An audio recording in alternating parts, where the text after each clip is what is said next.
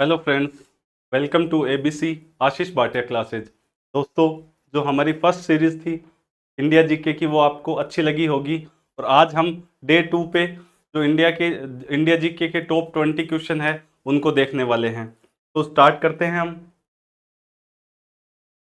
सबसे पहला क्वेश्चन है, भारत का मानक समय ग्रीनविच समय से कितना आगे है। सवाल को ध्यान से पढ़िए।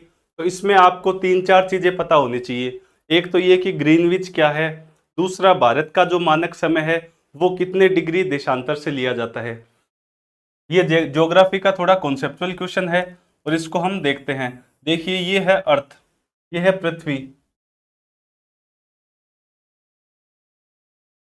देखिए, पृथ्वी पे जो ऐसे आड़ी रेखाएं होती है इनको हम बोलते हैं अक्षांश रेखाएं। ये होती है अक्षांश रेखाएं। और जो ऐसे खड़ी रेखाएं होती है इनको हम बोलते हैं देशांतर रेखाएं। ये पृथ्वी का क्या है, नॉर्थ पोल, उत्तरी ध्रुव। ये है साउथ पोल। अब जो अर्थ है वो अपना घूर्णन करती है, अपने अक्ष पे भी अर्थ घूमती है पृथ्वी, और वो घूमती है पश्चिम से लेके पूर्व की ओर। यानी पश्चिम से पूर्व की दिशा में अर्थ है वो रोटेट करेगी, घूमेगी। तो जो पूर्व की साइड के देश है, मतलब उत्तरी जो पूर्व गोलार्ध में जो देश पाए जाएंगे उनका जो समय है वो आगे रहेगा। ठीक है।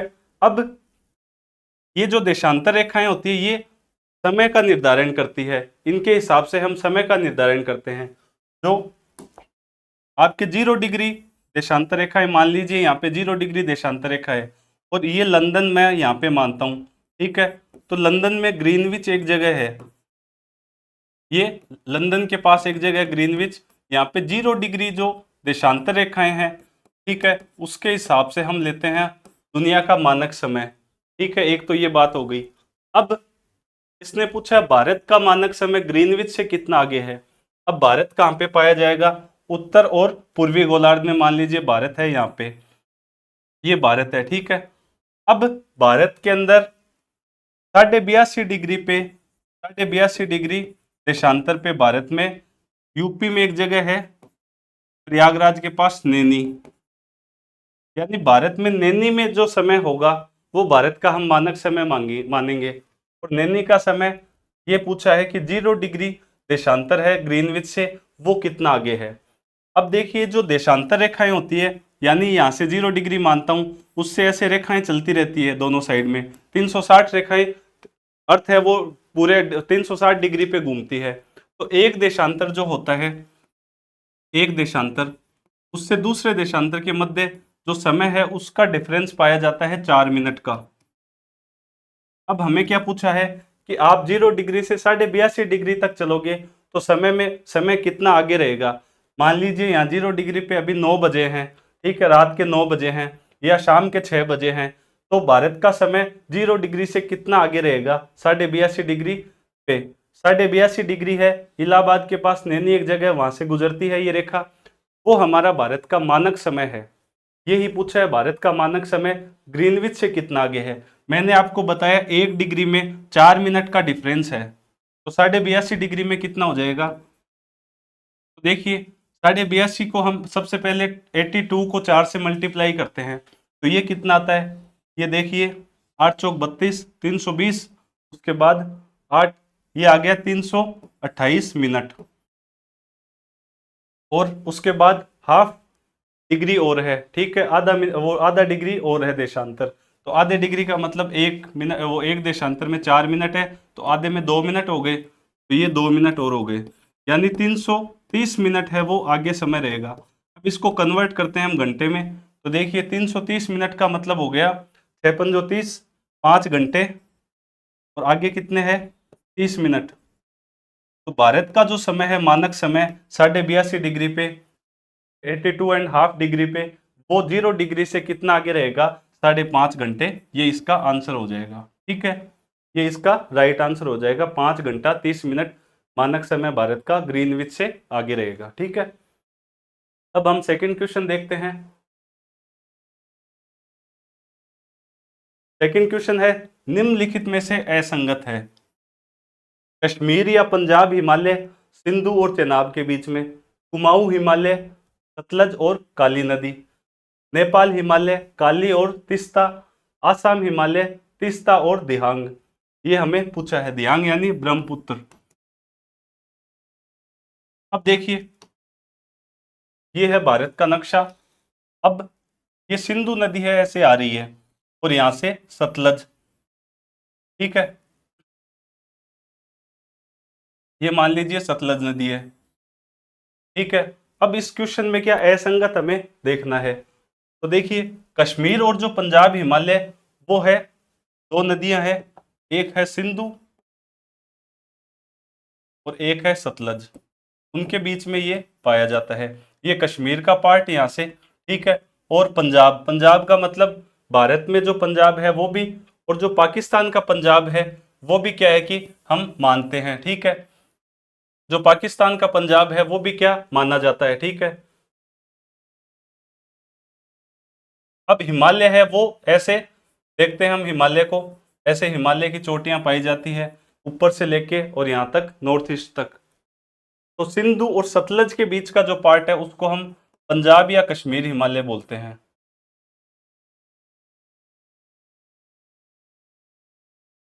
उसके बाद सतलज से लेके और यहाँ पे आपके नदी आती है एक काली,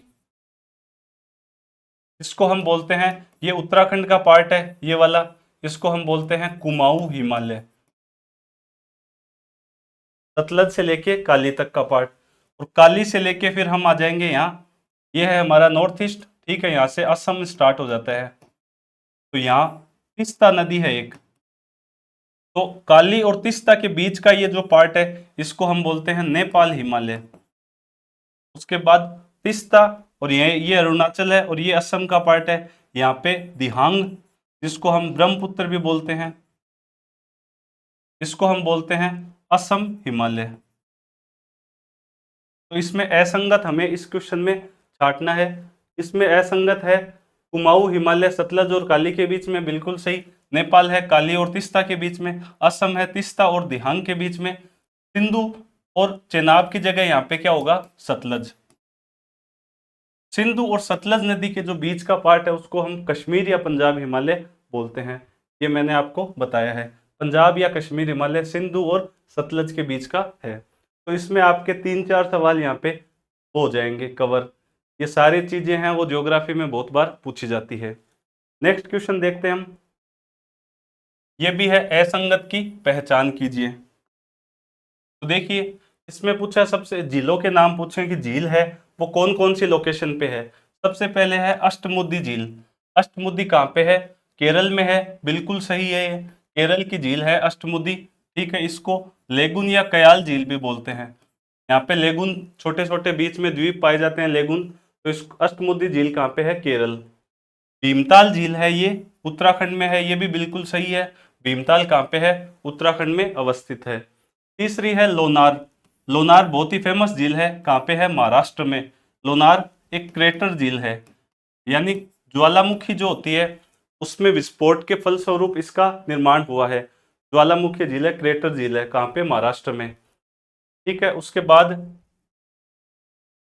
फिर है एक लोकटक। लोकटक कहाँ पे है, लोकटक झील मिजोरम में नहीं है, ये है आपके मणिपुर में। इसको तेरता व तेरती या द्वीपीय झील भी बोलते हैं। यहाँ पे एक फेमस राष्ट्रीय उद्यान है केबिल लामजाओ, यहाँ पे राष्ट्रीय उद्यान है, और ये है मणिपुर में, मिजोरम में नहीं है। लोकटक कहाँ पे है, मणिपुर में। तो ये असंगत की पहचान कीजिए, तो फोर्थ इसमें राइट आंसर हो जाएगा। नेक्स्ट क्वेश्चन देखते हैं हम, Hemis high altitude, Hemis high altitude राष्ट्रीय उद्यान स्थित है। तो ये 4 हमारे राज्य हैं, इनमें हमें पहचान करनी है। तो हेमिस हाई है वो कहाँ पे है, ये लद्दाख में है, ठीक है। लद्दाख में लेह जिला है, वहाँ पे ये है। दुनिया का सबसे बड़ा इसको राष्ट्रीय उद्यान बताया जाता है, और सबसे ऊंचाई पे भी है ये। इसका नाम है हेमिस हाई एल्टीट्यूड राष्ट्रीय उद्यान, कहाँ पे, लद्दाख में।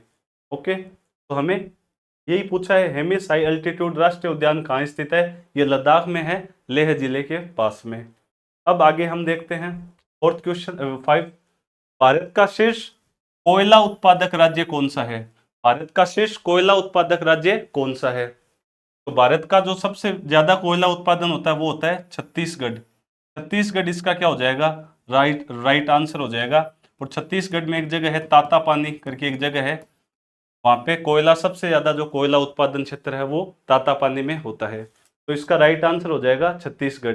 भारत में सबसे शीर्ष कोयला उत्पादक है छत्तीसगढ़। और भारत दुनिया में सेकंड पोजीशन पे है चीन के बाद कोयला उत्पादन में। चीन है फर्स्ट पे, भारत किस पे है? सेकंड पोजीशन पे है कोयला उत्पादन में। फर्स्ट पे कौन है? चाइना। चाइना के बाद सबसे ज्यादा कोयला उत्पादन कहाँ होता है? भारत में होता है। ठीक है, अब हम अगला सवाल देखते हैं। 5 हमने ज्योग्राफी के सवाल देखे, अब हम देखेंगे पॉलिटी के सवाल। भारत के संविधान के किस अनुच्छेद में निजता का अधिकार, प्राइवेसी का जो अधिकार है वो संरक्षित है? ये सवाल है। सबसे पहले अनुच्छेद 16 इसमें लिखा हुआ है। अनुच्छेद 16 क्या बताता है? लोक नियोजन में अवसर की समता, यानी सरकार है, राज्य है, वो सरकारी नौकरियों में, ठीक है, क्या भेदभाव नहीं करेगा जाति, धर्म, लिंग, स्थान इनके आधार पे। और जो आरक्षण है वो इसका एक अपवाद है, यानी सकारात्मक भेदभाव राज्य कर सकता है। राज्य आरक्षण देता है, नौकरियों में आरक्षण देता है, स्थान के हिसाब से आरक्षण देता है। तो अनुच्छेद 16 बताता है लोक नियोजन के विषय में अवसर की समता, तो ये निजता के अधिकार से संबंधित नहीं है। उसके बाद है अनुच्छेद 19। अनुच्छेद 19 बहुत ही फेमस है, इसमें स्वतंत्रताएं दी गई है 6, जैसे वाक अभिव्यक्ति की स्वतंत्रता, प्रेस की स्वतंत्रता, 6 इसमें स्वतंत्रताएं बताई गई है। तो ये भी क्या है? निजता के अधिकार से संबंधित नहीं है।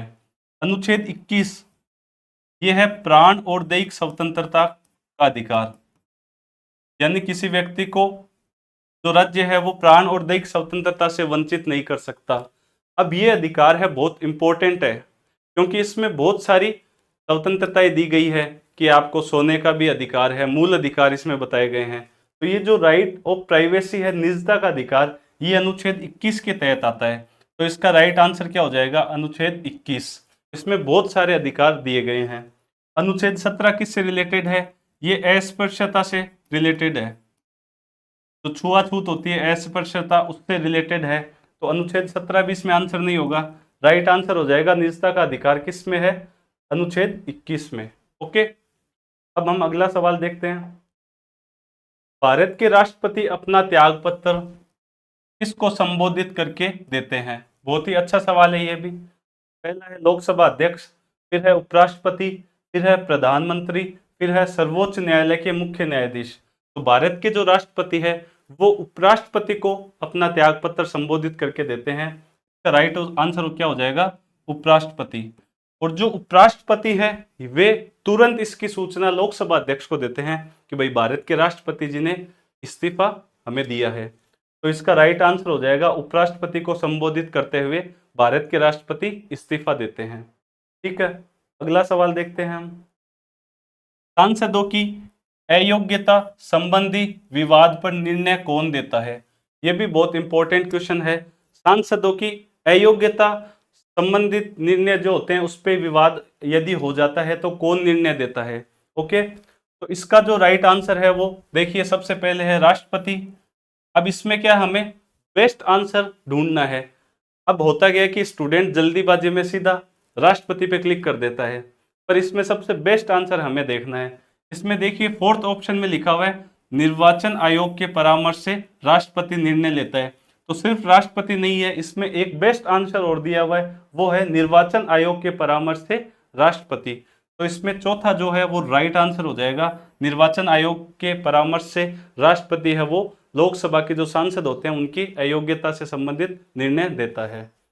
लोकसभा जो अध्यक्ष है वो यदि दल बदल के आधार पे कोई विवाद खड़ा हुआ है, दल बदल जो होता है हमारा 10वीं अनुसूची में कि भाई कोई जो सदस्य हैं वो दूसरी पार्टी में चले जाते हैं चुनाव जीतने के बाद, तो उसको दल बदल बोला जाता है।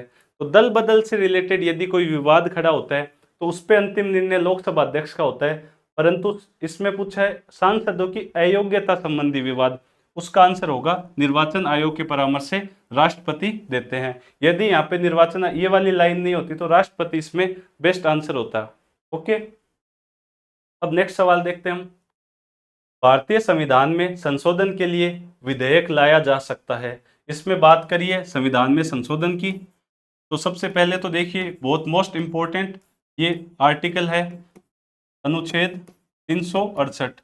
ये आपको एक याद होना चाहिए कि अनुच्छेद 368 है वो संविधान में संशोधन से रिलेटेड है। सवाल क्या पूछा है, संविधान में संशोधन के लिए विधेयक लाया जा सकता है। यदि हमें संविधान में संशोधन करना है तो कौन से सदन में विधेयक लाया जाता है, ये बेसिकली पूछा है। अब लोकसभा पहला है, इसमें केवल लोकसभा में, दूसरा है केवल राज्यसभा में, थर्ड है या तो लोकसभा या राज्यसभा में, फोर्थ है भारत के सर्वोच्च न्यायालय में। तो इसका जो राइट आंसर होगा वो होगा 3 नंबर का, लोकसभा या राज्यसभा दोनों में से किसी भी सदन में संविधान संशोधन विधेयक है वो लाया जा सकता है। या तो लोकसभा में ले आओ या फिर राज्यसभा में ले आओ। तो इसका आंसर क्या हो जाएगा 3 नंबर, या तो लोकसभा में या राज्यसभा में। और संविधान संशोधन से रिलेटेड जो आर्टिकल है वो है 368। नेक्स्ट देखते हैं हम, उच्चतम न्यायालय की स्थापना से संबंधित अनुच्छेद है। जो सुप्रीम कोर्ट है सर्वोच्च न्यायालय, उससे उसका जो गठन होता है उसकी स्थापना, उससे रिलेटेड हमें आर्टिकल पूछा है।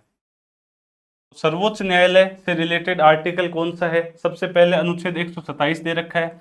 अनुच्छेद 127 से रिलेटेड है वो है तदर्थ न्यायाधीशों से। जो एड होक न्यायाधीश होते हैं, जब न्यायाधीश अनुपस्थित होते हैं या उनकी कमी है तो एड होक रिटायर्ड जो न्यायाधीश होते हैं उनको एड होक मतलब टेम्परेरी बेसिस पे लगाते हैं, उनको बोलते हैं तदर्थ न्यायाधीश। तो अनुच्छेद 127 तो है तदर्थ न्यायाधीश से, बहुत बार सवाल पूछा गया है। उसके बाद अनुच्छेद 124, ये इसका राइट आंसर हो जाएगा। अनुच्छेद 124 है उसमें सर्वोच्च न्यायालय की स्थापना और गठन के बारे में बताया गया संविधान में। 125 है जो न्यायाधीश होते हैं इनके वेतन से रिलेटेड है।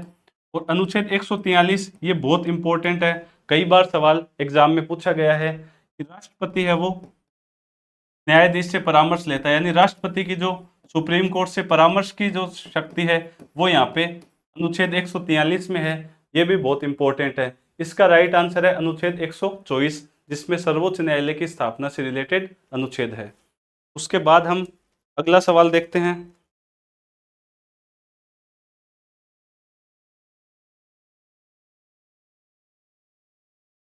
नेक्स्ट क्वेश्चन हम देखते हैं, ये है भारत की राष्ट्रीय आय का प्रथम मापन किया गया था। हमने 5 सवाल पॉलिटी के देख लिए, अब हम देखते हैं अगला सवाल इकोनॉमिक्स का। भारत की राष्ट्रीय आय का प्रथम मापन किसके द्वारा किया गया, ये सवाल है। तो भारत में जो राष्ट्रीय आय का प्रथम अनुमान है वो लगाया था दादा भाई नारोजी ने 1868 में, ठीक है। और इन्होंने 20 रुपए प्रति व्यक्ति आय बताई थी।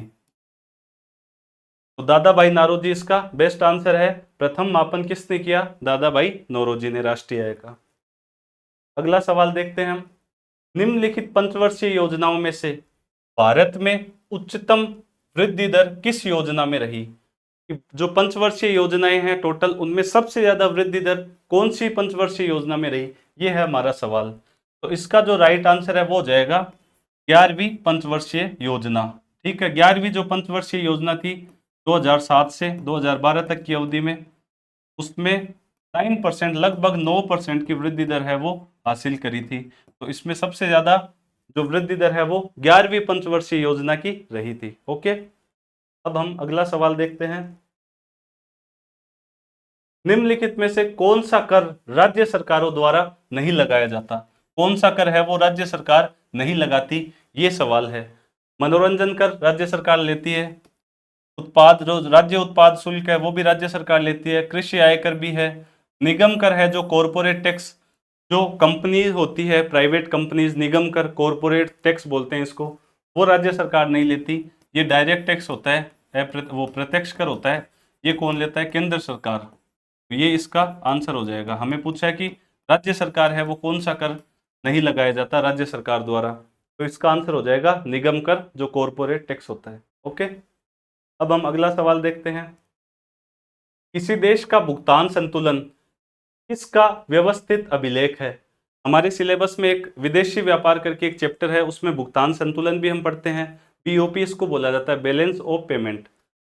बेसिकली क्या होता है कि हम जो जितने भी आयात और निर्यात करते हैं, हमारे देश का जो निवासी है, हमारे देश के लोग हैं, विश्व के साथ जो आर्थिक लेन देन करते हैं, हमारे जो भी भुगतान आते हैं, हम लोन भी लेते हैं बाहर की संस्थाओं से, हम पैसा भी मंगाते हैं, हमें अंतरण भी प्राप्त होता है, हम सर्विस और सेवाएं हैं वो आयात और निर्यात भी करते हैं, उसको हम बैलेंस ऑफ पेमेंट बोलते हैं। ये एक छोटा सा मैंने आपको बताया है।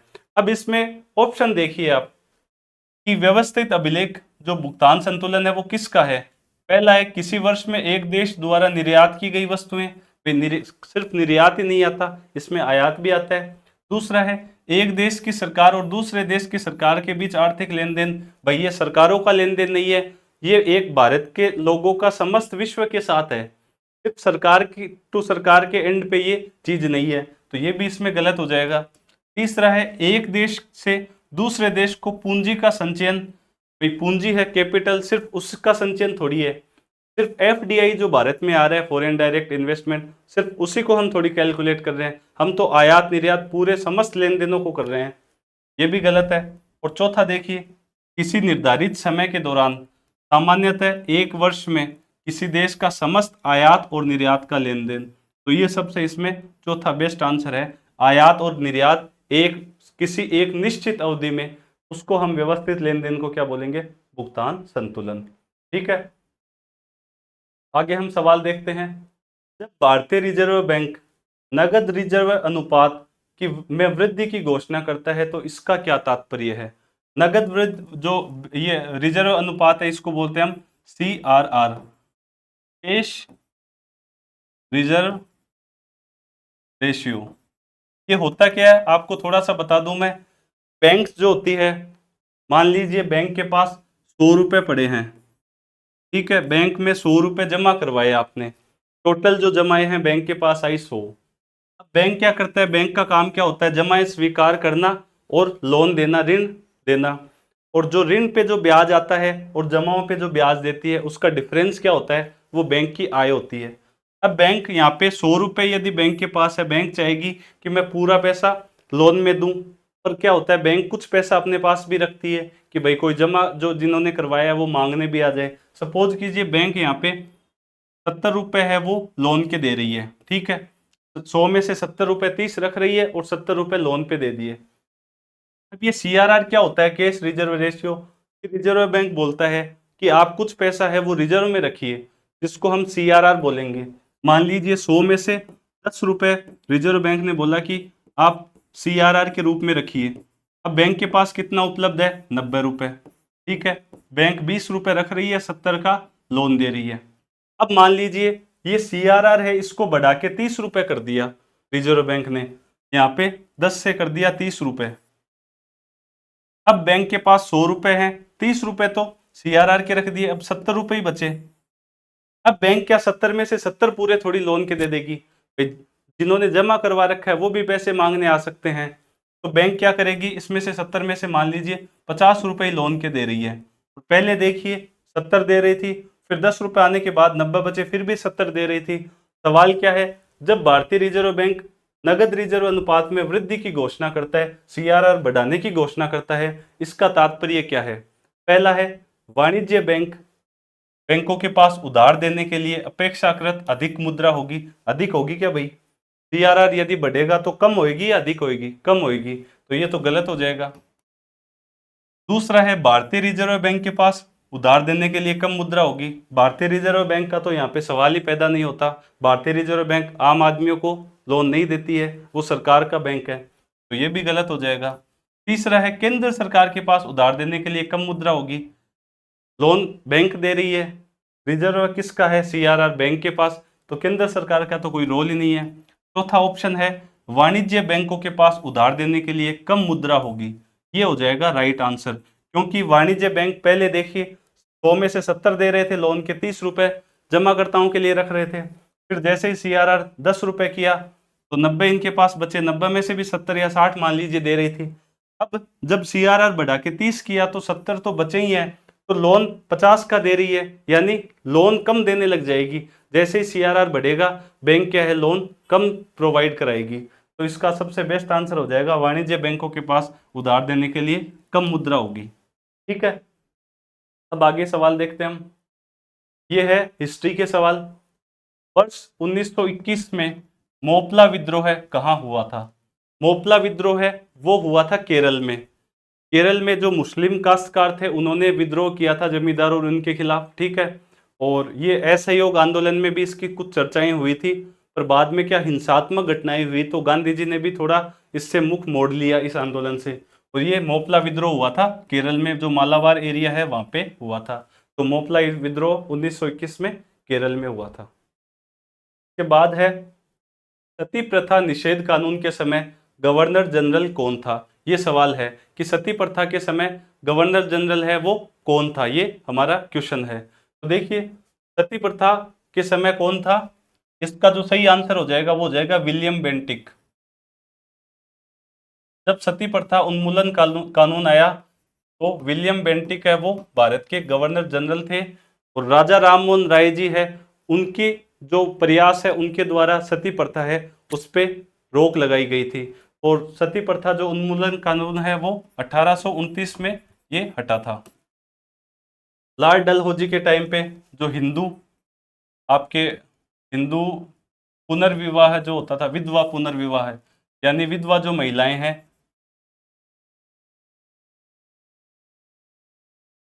विधवा